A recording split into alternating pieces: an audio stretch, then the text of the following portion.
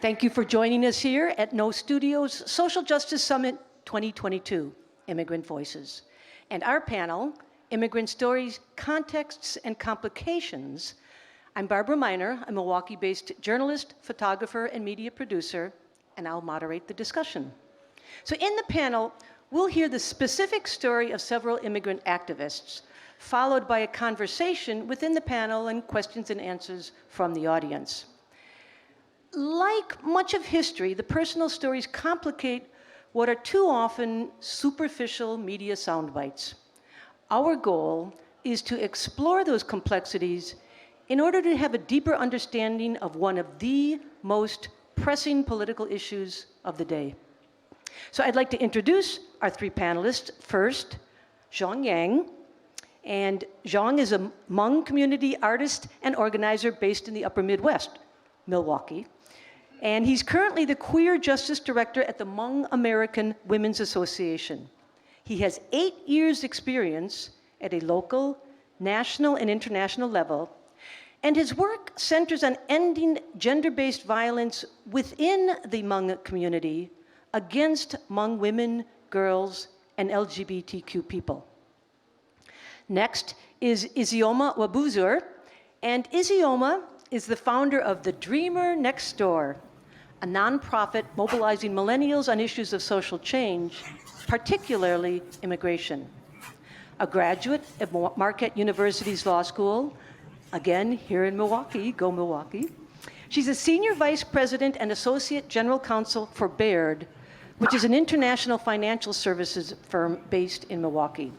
She's also on a range of boards, too many to list, from the State Bar of Wisconsin to the YWCA Southeast.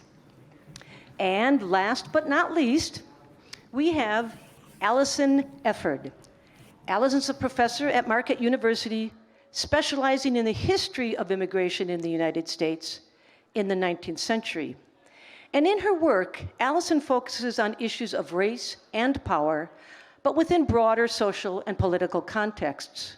Her first book, for instance, explores how German Americans in the Civil War era interacted with issues of race and white supremacy. So to begin, I will pass the mic, so to speak, to Alison. Thanks, Barbara.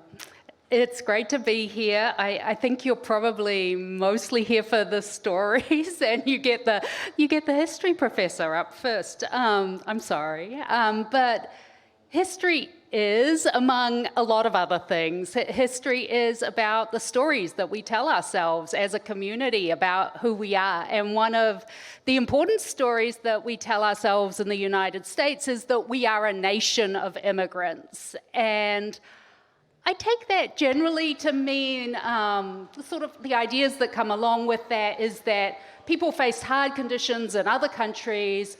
They voted with their feet to come to the United States. They struggled, they worked hard, but ultimately they became Americans.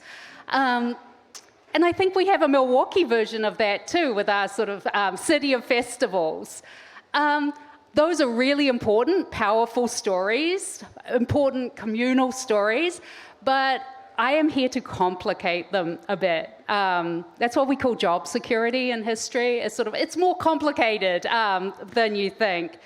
My first complication that I'd like to share is the fact that, can we just stop for a moment and realize that not everyone living in the United States can trace their ancestors to other lands, right? Indigenous peoples were here first, and the United States could become a nation of immigrants, could become rich and powerful because it violently pushed people off the land in North America.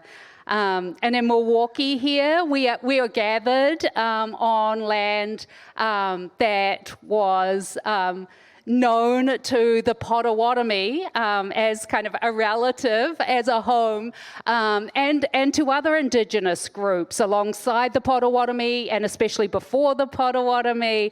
Milwaukee was really a meeting place for Indigenous peoples. Here we are on the shores of Lake Michigan with the confluence of the Milwaukee and the Kinnickinnick and the Menominee rivers. So the Indigenous population in this area was always really in flux until, that is, here are the dates come in. There won't be a quiz. But until 1832, when you have the Black Hawk War, and that's followed by the Treaty of Chicago, and the Potawatomi were forced to cede this land, and some followed their own Trail of Tears to Oklahoma. This is the 1830s. This is Trail of Tears time.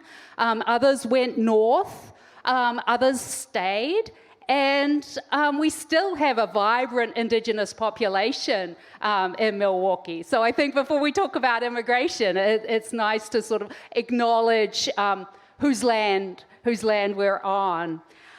Complication number 2, I would say it's useful to remember that lots of Americans have ancestors who came to North America enslaved.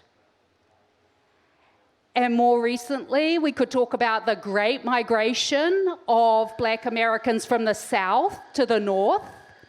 And in many ways, that was a hopeful immigrant journey, like many other hopeful immigrant journeys. But we know that Black Americans arriving in cities like Milwaukee faced violence, faced segregation, faced various different challenges that affected their chances here.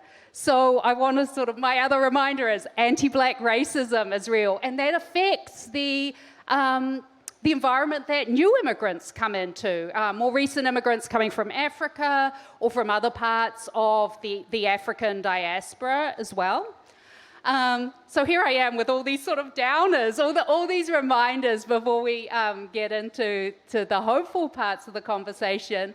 I would add a history of anti-Asian racism in US immigration law. We could run down naturalization law. For a long time, you had to be white to naturalize and become a US citizen. That lasted until after World War II. There was a slight change in 1870 when people of African descent were also allowed to naturalize. That's sort of a result of the Civil War. But then we could look at Chinese exclusion, Asian exclusion, Japanese American internment. We could even look more recently in 2017 with the policy banning immigration from certain Muslim majority countries. So there are lots of complications. My own research is actually on European immigration to the US, so those sort of groups that we think of when we think of making Milwaukee, so the Germans and the Irish and the Italians and the Poles, they could naturalize.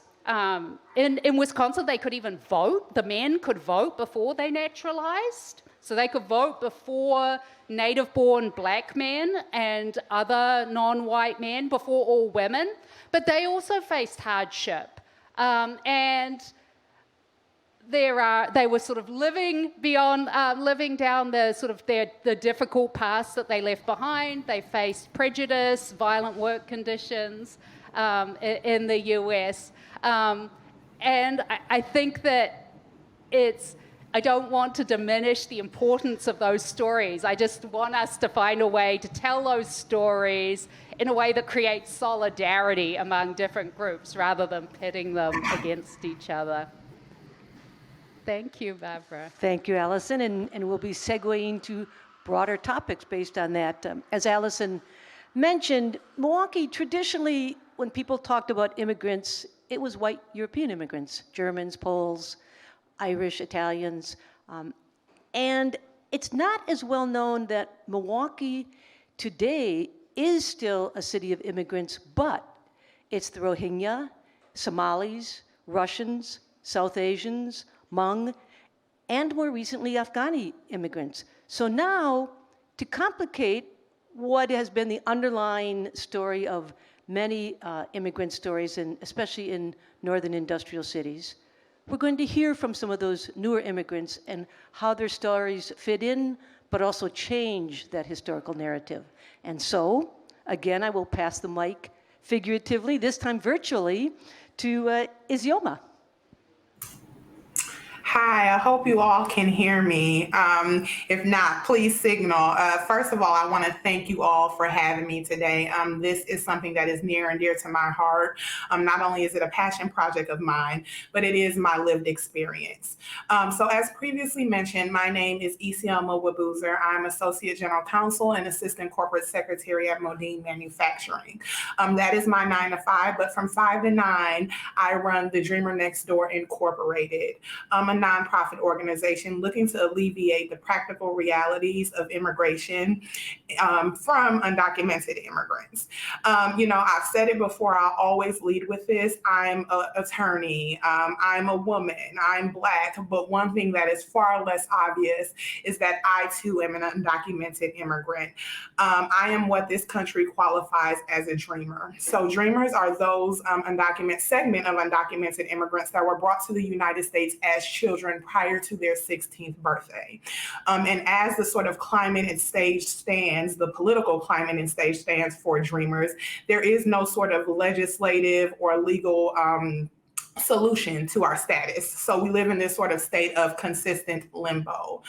Just to sort of give context as to my narrative and story and how it fits in sort of into the Milwaukee puzzle. I was brought to the United States from New York, from Nigeria, when I was 18 months old. So that was about January 1st, 1992. And to just sort of give context to that, just thinking of the national immigration narrative, a lot of Black immigrants didn't come to the United States until after 1965. Sort of national immigration policy prior to 1965 was designed to keep immigration very homogenous, to keep it very European.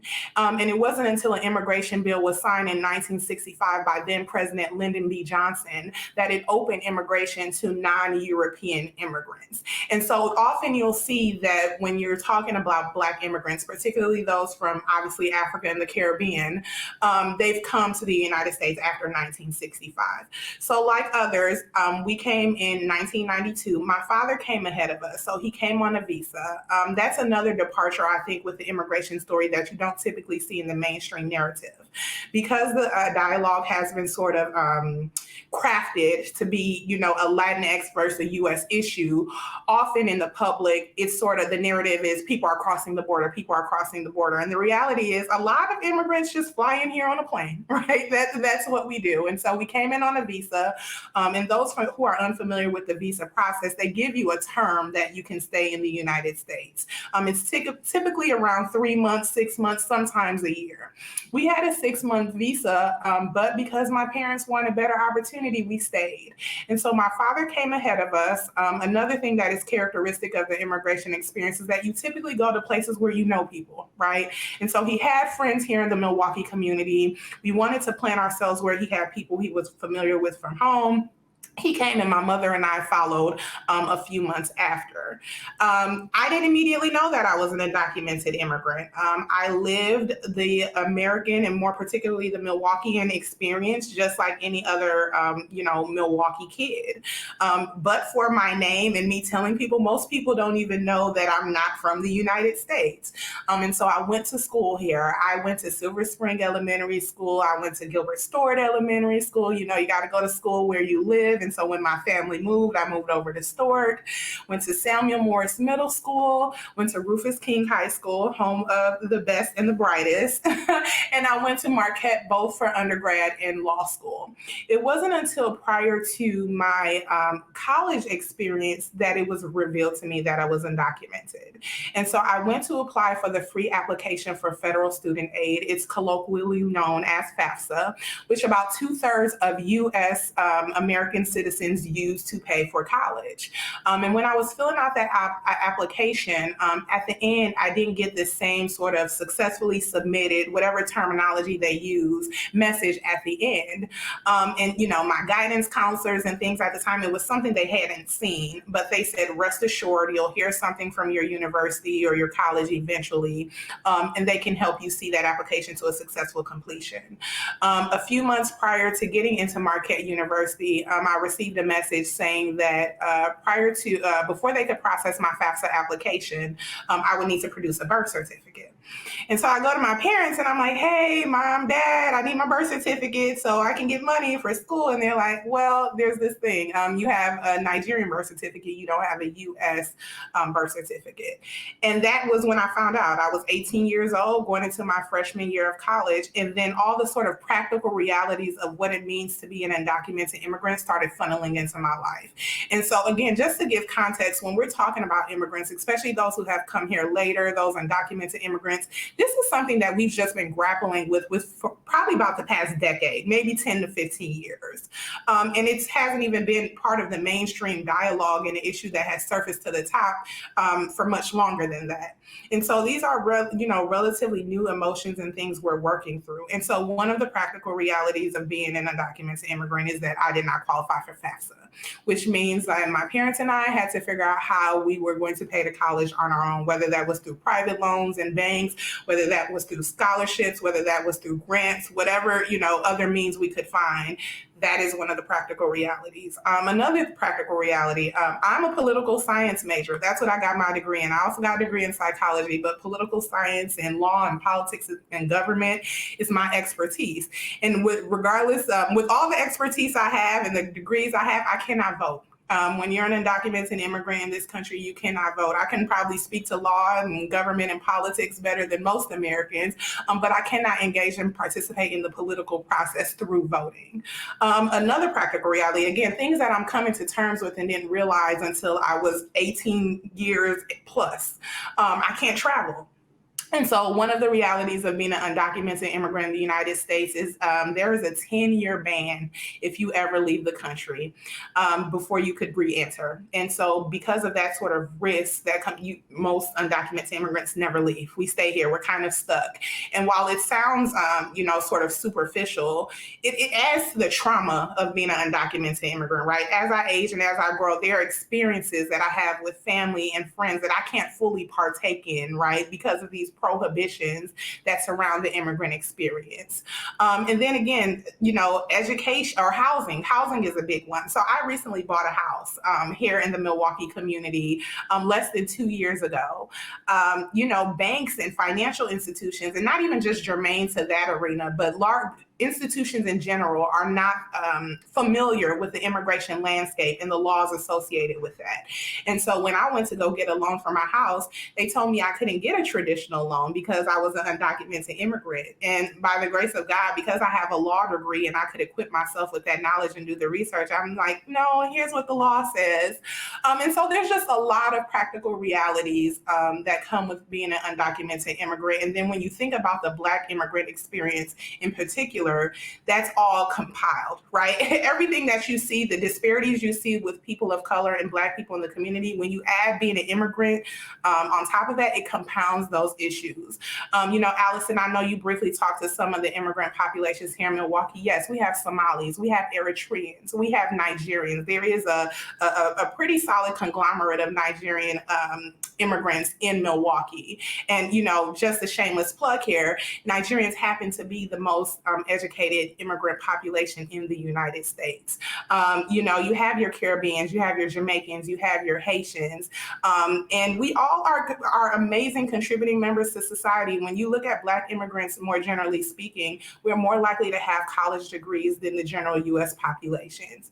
We contribute about $36 billion of tax revenue to the U.S. bottom line every year. 1 in 10 Black people are immigrants. And so we're growing in force and we're growing in number. But that's just a little bit about my specific experience. That's quite a bit there. There's a lot of questions that we'll follow up on, don't worry. But first, we'd like to hear from Zong, who is a second-generation immigrant and he's got his story to tell.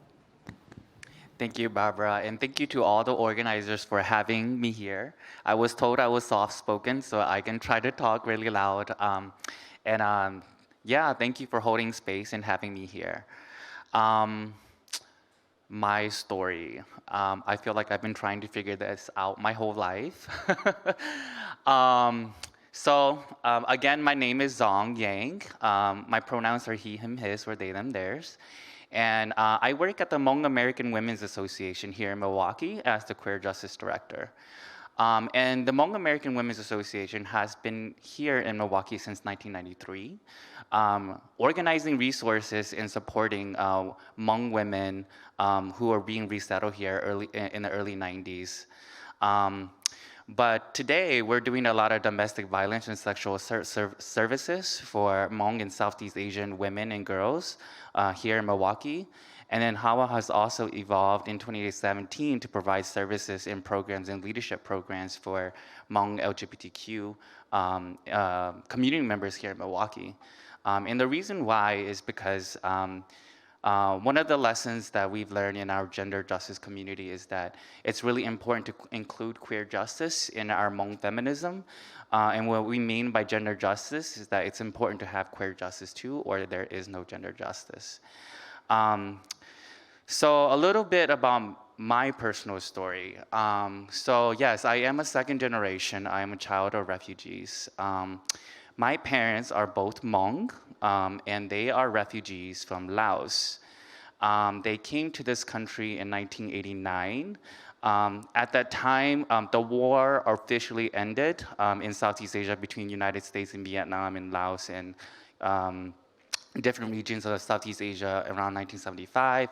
And a lot of like Hmong and other ethnic minorities and other groups are being resettled as refugees here in the United States. But what makes my story a little bit different is that my parents weren't actually affiliated with any military ties. And so the process was that families who were coming into the United States earlier in the 1975s were like families who had like military rankings. And so my parents weren't associated with the military, but they were being impacted by the war. And so they came a little bit much later in 1989. And then we came here, they came here into California, where I was born. I was born in California. But at the age of 3, my parents relocated us to North Carolina. And the reason was there was a second migration when a lot of Hmong refugees were being resettled in California. People were also being moved to the Midwest or to the South. I think there was a choice to come to the cities, to be in the city areas in Minnesota and Wisconsin, or to go in the rural areas of North Carolina because land was really, really cheap back then. And my parents really, missed their homeland, and they were mountain people. And so they farmed their whole life. So to them, there were some of the few Hmong folks who were like, let's go to North Carolina and farm. And so I grew up in North Carolina until I was 14. Then my mother realized, hey, I want you guys to go to college.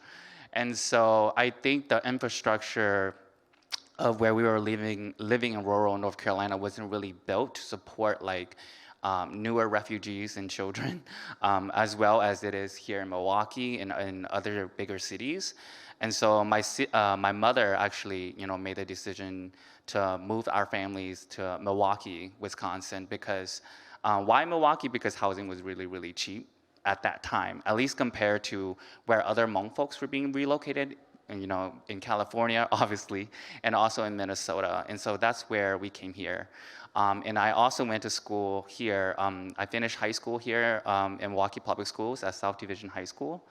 And then I also started college here at the University of Milwaukee, but then I transferred out to complete my degree at the University of Minnesota Twin Cities in sociology. And so I think for me, in my field and expertise, so as my bio stated, I've been doing gender-based violence work for about 8 to 9 years now.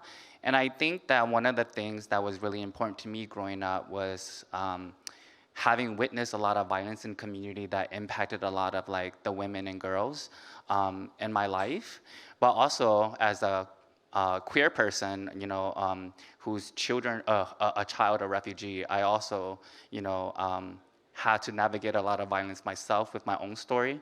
And I think that this piece around gender-based violence is really important when we talk about like the immigrant narrative, right? I think for us in my community, like the Hmong narrative on a national scale, can easily be interpreted in a very like mainstream way, and focuses on a lot of the experiences of men. But then through our work with HAWA in our gender-based violence community, we felt like it's really, really important to highlight the experiences of like Hmong women and girls and LGBTQ folks who have different nuances of like and experiences of what it means to be immigrants or children of refugees here in the United States. And so that's a little bit about me. Today I work at, like I said, I work at HAWA at the Hmong American Women's Association as the Queer Justice Director. I think what makes my story maybe a little bit different from the traditional story of the Hmong American story is that obviously I'm queer and I'm here. But I think growing up, being a second generation immigrant, I almost feel like there's this underlying of you're responsible for recollecting of what happened to your parents, and also like teaching them like the American system. And at the same time, also having to teach them what it means to be queer in the context of like now living in the US, right? I think my community, had talked about queerness and gender identity in different ways back in the homeland. But I think here in the United States is very much different in many ways that my parents didn't understand. And so definitely that was part of the process that, I feel like it's not just unique to me, but many Hmong LGBTQ, children and youth and adults have to do for our community as immigrants here in the United States. So that's a little bit about my story, yeah. We have a lot of ground we could cover. I think I'd like to start with a question on Izuma, and Alison, Zong, everyone should feel free to speak up. But I was struck when you said you're a dreamer, and the natural image that comes to mind is a young Latinx person. And because immigration is by and large, carried out on the federal level, these are federal issues, not just Milwaukee. So I'm just curious where you see some of these issues, in particular the dreamer status, how much is shaped and affected by presidential and congressional politics and kind of get whipsawed back and forth depending on who's in the White House, and what issues are there regardless of who's in the White House, and how we might better understand and move forward the dreamer issue? Yeah, so, issues related to dreamers and immigration reform have been ping-ponged throughout Congress and the Oval Office for, I think, the greater part of the last 2 decades. You saw a real resurgence in these issues coming to the front line post 9/11, but simultaneously you saw a lot of pushback because of 9/11. I think the unfortunate part of this issue is that dreamers in particular are a political pawn. You have a vast, you have 3.6 million dreamers in this country, approximately. And then the number that I see sort of going back and forth as it relates to DACA recipients, which is a subset of dreamers, is about 600 to 800,000, depending on the year. And so here you have, upwards of 1 million individuals living in a state of limbo. And depending on which political party at the time mobilizes and galvanizes change for them, you have a complete shift in the political landscape. And so, I have no sort of science to back this up, but I think one of the largest hindrance to true immigration reform, particularly for dreamers, is that we're a political pawn and we're a political ploy, and neither of the parties wants to say, hey, we're going to give this side all of these people, right? We're going to let them make some sort of substantial change that allows them to get all of this support. Now, I'm of the belief that regardless of which side sort of, mobilizes this change for us, it's not necessarily going to change your political ideologies, right? If you're conservative, if you're liberal, if you're moderate, but there is a loyalty to people who want to sort of make change for you. And so you find us at this stalemate, right? There's there's lack of mobility on these issues. I think another thing that has been a consistent hindrance for Dreamers and undocumented immigrants is that there's always something else, right? When we see these political elections, let's be candid. Every political candidate, every presidential candidate talks about immigration reform on the, on the political run, right? That it's one of their campaign promises every single time. And then once they get in office, everything tends to trump that. No pun intended. Everything, whether it's Ukraine, whether it's COVID, right? Whether it's something is always more important. And so it's unfortunate we continue to see a failure of traction. But I think those are some of the things at play as it relates to Dreamers and immigration reform. Open it up to other topics, other people. What would be your 30-second soundbite on the ideal federal congressional immigration reform package?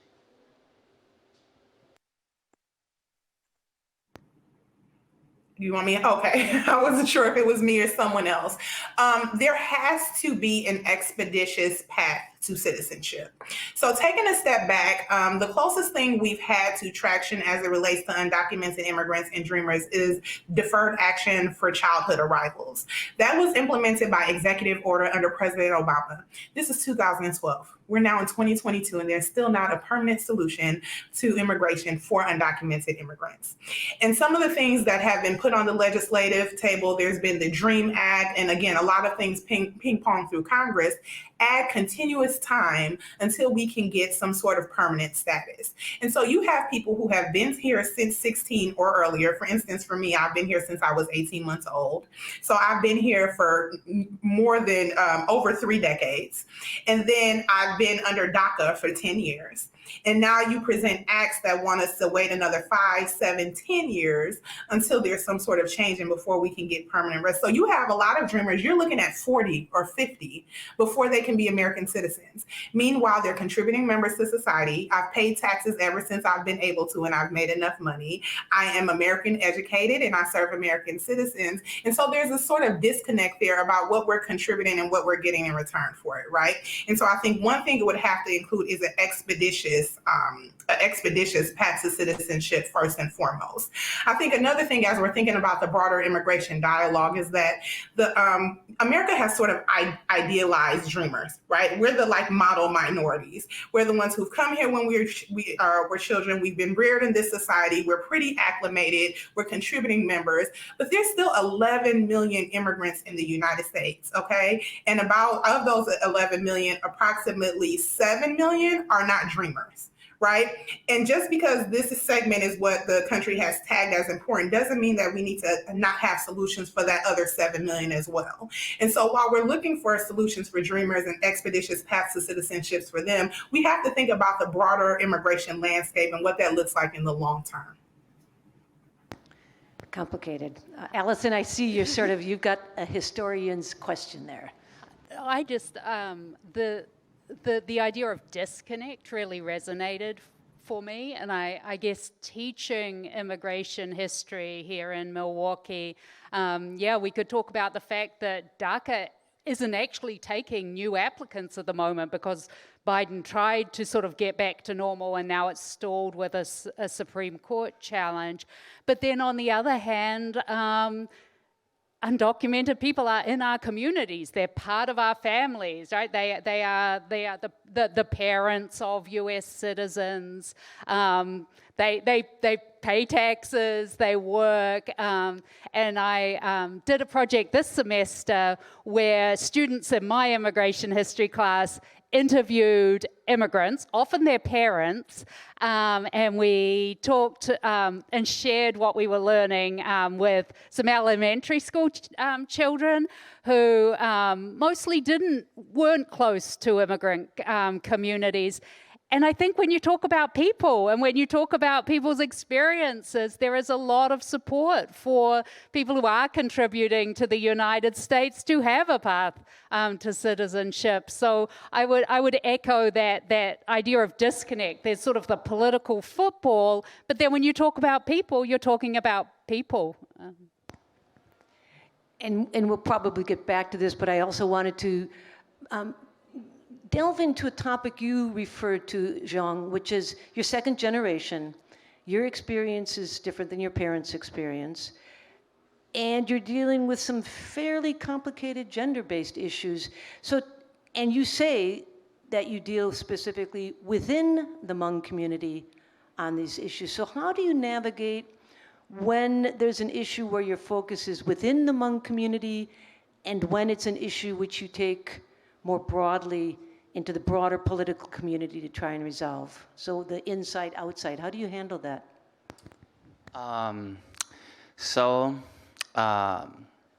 Definitely, I think that there's a lot of complications. I think that when supporting like someone, it's important to hold all the different pieces of their identity. So, whether that's their immigration identities, their gender identities, their disability identity, right? It's important to hold all these pieces. But I think most time when people think about supporting immigrant, maybe perhaps it's just strictly the ethnic or racial identity. But when you actually are doing work to support like people on the grounds, and really listen to what people are going through, there are actually many nuances to like the barriers and the challenges that they're facing. For example, right, so most of the women who come to our organization for help are experiencing different levels of domestic violence and sexual assault, but it's not always just in community, right? It's also outside of community, because now we are in a place where like folks actually do have to step out and get jobs and employment, right? And so what we see is that also people are facing gender-based violence both in community, but also in outside of community, from employers, from co-workers, in different ways. But I think that these things make like women and LGBTQ folks and girls more vulnerable because, of the different layers of their identities, and how people understand like sexual assault and domestic violence is very different, and may not be able to communicate and share that outside of community when it is happening outside of community, right? And so I think that when you are supporting like particular communities, it's really important to do it through a gender justice lens, a gender lens, and really hold like those pieces too. It's not just about like helping people in immigrant communities getting like access to employment, resources, social benefits, but what are actually the gender-based violence that can show up in these different spaces too, right? We have like victims and survivors who also like experience violence from the police, right? And so they're actually the system that's supposed to, be supporting, victims and survivors. But I think that when you have like a population of like immigrant and refugees who are women and girls, it just makes them very vulnerable when they can, when they don't have the resources to really support them in these systems, to navigate these systems. Fascinating. I'm going to jump into another topic, and if anyone has a question, speak up. One of the classic white American tactics is to divide and conquer, and to try and get people to fight each other, people who might ordinarily be fighting for some of the same rights and jobs and education, housing. Both Izuma and Zong, how do you handle what are attempts to sort of exacerbate differences and complications between different immigrant communities and ensure that there's a unity in the face of these broader immigration issues? I'll start with you, the lawyer. You're absolutely right, Barb. There has been, this sort of mission to capitalize on oppression Olympics. You see it oftentimes in the political landscape around elections. And what I've seen that has arisen in more recent years is this desire to pin the Latinx community against the Black community. You see metrics and things come out post-elections, and it's like, Latinx people, particularly those of Cuban descent who, are in the Florida sort of area, well, they don't even vote for issues that support Black people or support immigrants and things like that. So you're absolutely right. You see this at play. But I think it's important for us and those of us like lay people, I would say, that are in this sort of activist space to keep the narrative going, right? It's up to me in my sort of realm and the people I operate with to send reminders. We know we live in a world of disinformation and misinformation, right? And anything that fuels and fuels these sort of negative narratives is what comes to the forefront. And so I'm always around to support causes that impact the Latinx community, to remind people around me that it's not us and them, it's we, right?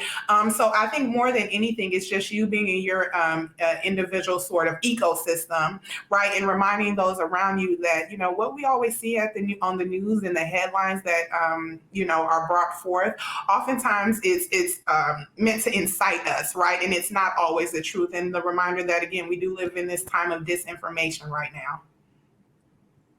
And how do you handle this, Zong? Yeah, I think it's really important to tell the truth and hold the whole truth of everyone's stories and also every communities, right? I think for us, for me, myself, but also for Hawa and our gender justice Hmong community is that it's important for us to know what happened before us, right? Like I shared earlier, a lot of Hmong folks were being relocated into the United States as refugees and being resettled in a lot of like communities where there's a lot of poverty, right?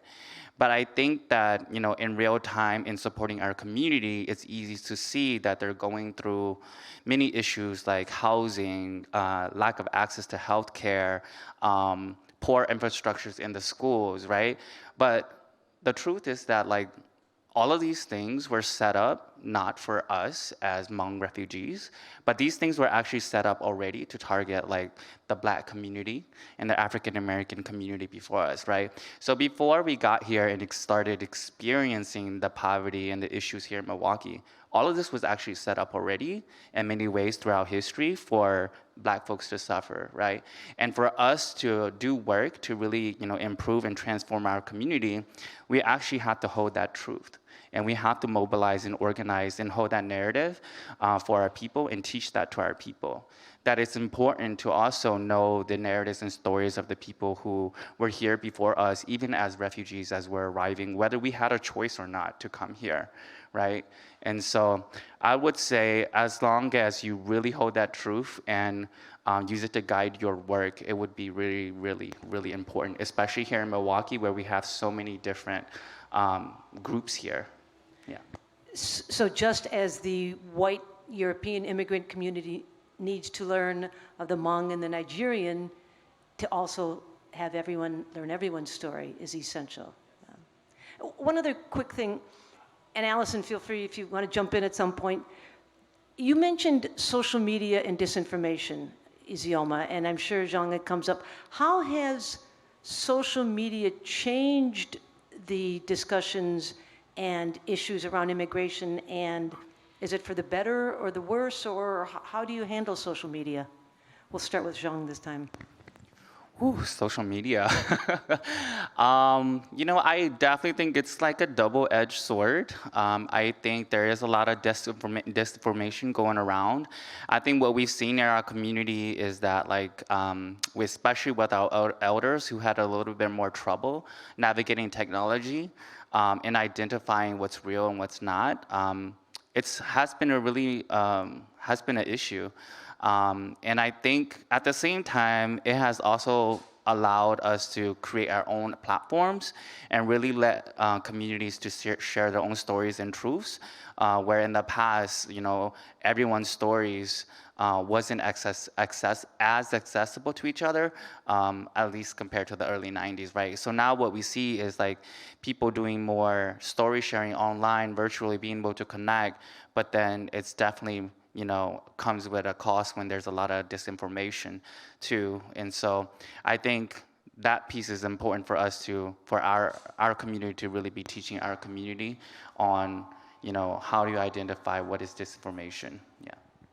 So we're getting close to time, but Izuma, a little bit on this.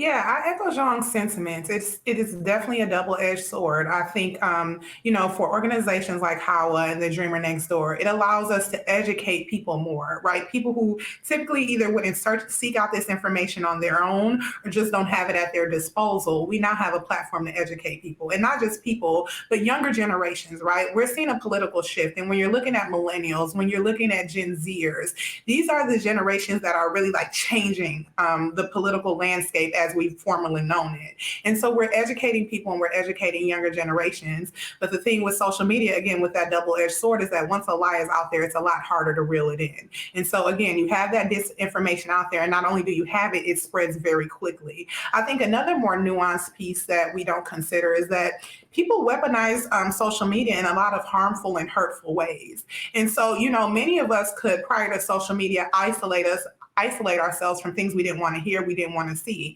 Now it's not hard to, you know, accidentally stumble into a forum that is, you know, completely disparaging of immigrants, right? And you see all of this negative rhetoric and, you know, sort of hate thrown out there. And it's pretty hurtful. And it, you know, it compiles the trauma that immigrants and undocumented immigrants experience. And so while on one hand, we're able to educate people more, we're able to get our causes out there, really put it in the faces of people who wouldn't ordinarily seek it out. It has been weaponized, and lies have been spread, and hateful commentary is out there. So right there we see social media, 21st century, updating the context and complexities. We're getting close to running out of time, but I'd like to thank our participants, thank our audience, and encourage you to stay for the next panel, which is Art Activism, the Role of Arts and the Media in Shaping the Immigrant Narrative. I know a few people on the panel personally, and they are terrific people. And the visuals, I promise you, is as attractive as we all are, the visuals in the arts and activism are just stupendous. So stay tuned, and thank you. Thank you.